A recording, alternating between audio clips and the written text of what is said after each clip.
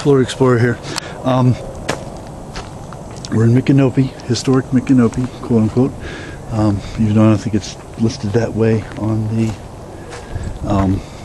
the maps, but that's where we are. And likely, if the developers have anything to say, it won't be historic for long. At any rate, this is a real super treat for me. I've been here once before. I kind of had to brush over it. I didn't really get to explore it as much as I wanted to, and now I'm back, and I've been through it extensively earlier. So now I'm gonna record for posterity.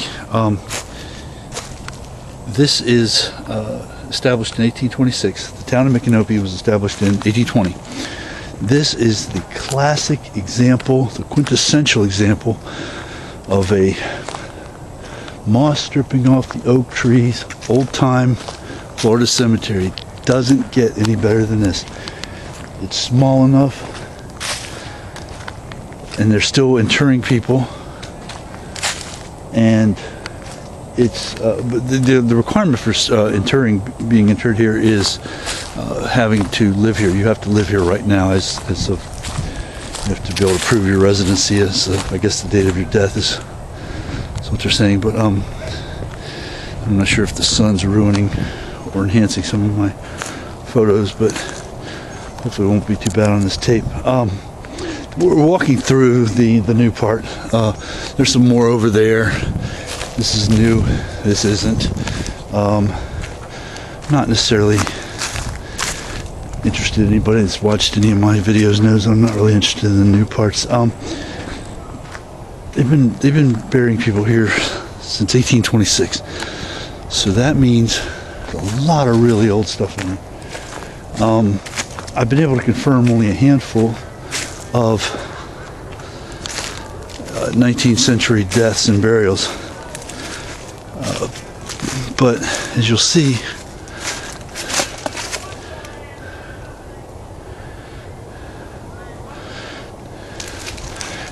when we go further on, the reason why, and here's a good example coming up here. All these stones here have no markings on them whatsoever. I mean, there's nothing there. Maybe at one point there was something painted on there, or maybe there was something stuck on there. Who knows? I don't know. But there are a lot of these. So I'm assuming these are the earliest interments. And there's probably a record somewhere that you can go through and see. What is that? Oh, it's a cat. Okay. Too bad. I thought it was like something really cool, like a fox or a bobcat or something really neat. But anyway, okay. So back to the cemetery. There's a lot of interments here of people who are born in the 19th century, and in some cases very early in the 19th century. That have been confirmed, and those are pretty neat. But this is the old part right here. This is the oldest part right here. When I found, and I'm basically standing in the middle of the oldest part. For anybody that is interested in history and the history of this area and that sort of thing, I highly recommend this place. Like I said, it doesn't get any better than this. Here we have a CSA vet. Can't really. Oh, he died in '64. I wonder if he died in combat. Whoa, I didn't see that when I filmed it or photographed it. That's cool. Very, very neat. Very exciting. I'm gonna research this guy's name to find out if he died in combat. Looks like Joseph Henry. Can't read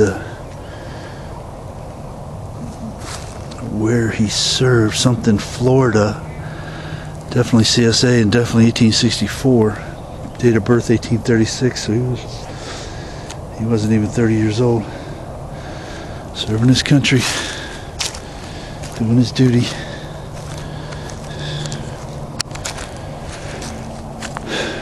May he rest in peace. Alright, so here we have a 68 birth and a 31 death.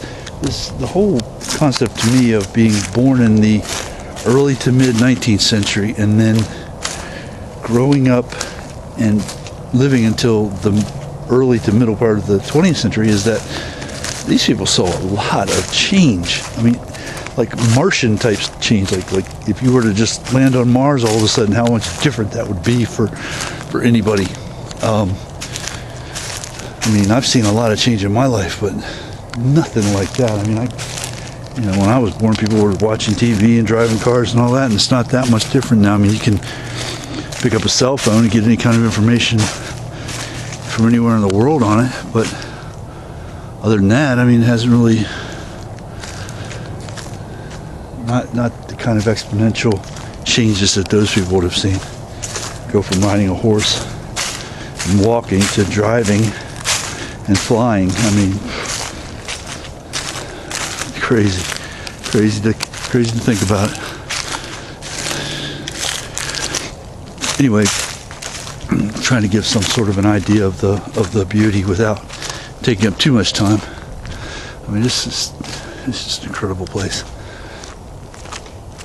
When I first came here, I knew I had to come back. And it's small enough, but it's also big enough because, as you can see, there's a lot of burials, historic burials, old time.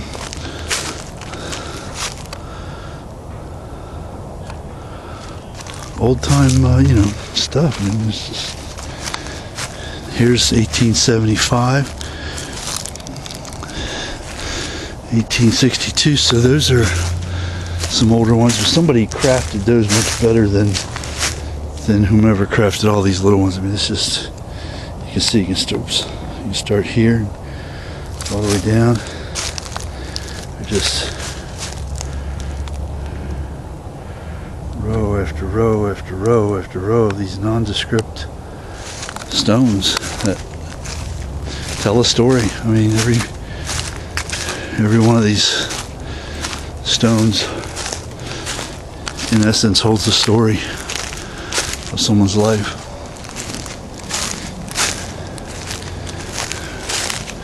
And everything that they did. And you can see back in the back there further on, those are newer. Those are like, recent, 5 years or so ago. So they're still burying people here. It's just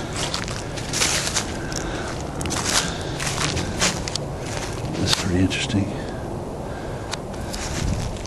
One of the things that always gets me too are the young people, the babies, and especially the babies and the children. I mean, 5, 6, 7, 8, 10 years old, and one after another. I mean, that's just, I can't imagine. Just can't imagine. It'd be heartbreaking beyond my ability to endure.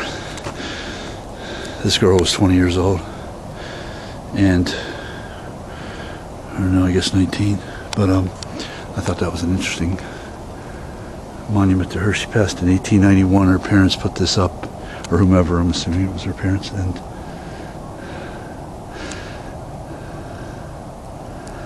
so if that was her dad, which it looks like it would have been her dad, that he passed that same year, who knows if it wasn't from a broken heart. I don't know.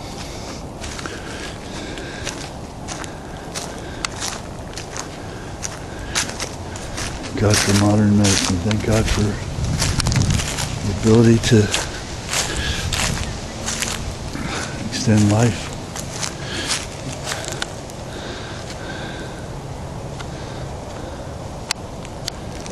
Okay, there's this, and there's one other thing I wanted to record, but I thought this was very interesting here.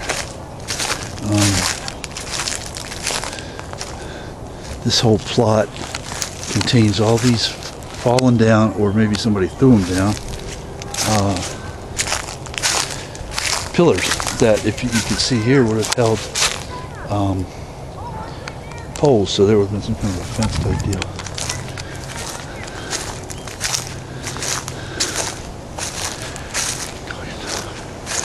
And then another thing we see a lot in these types of cemeteries are, burials from however long ago, 100 years or whatever, and they're completely overgrown. Nobody nobody's cutting down all the trees and all that stuff that are blocking them.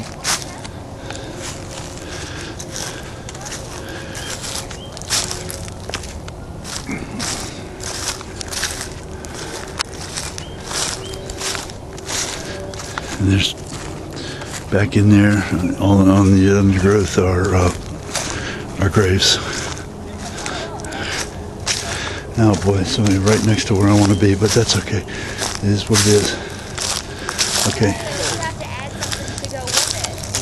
So this was the most compelling one that I saw. Well, not the most compelling one, but this is a very interesting one. This guy was born in 1930 and served, according to this thing, he served in every single branch of the service, including Vietnam and Marine Corps, Army, Air Force, and Navy from 1944 to 1978. Tours in Germany. Not necessarily everything was combat, but by any measure, this guy's a hero. This was pretty cool. So you switch stuff out and like people find them all over the world.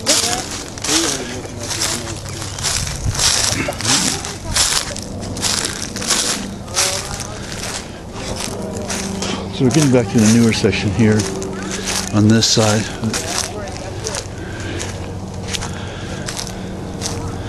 And these are all 20th century burials.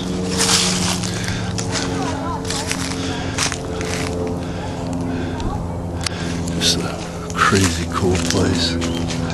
Like I said, moss dripping off the oak trees, man. Doesn't get any more beautiful than that. Doesn't get any more Florida or deep south than that either.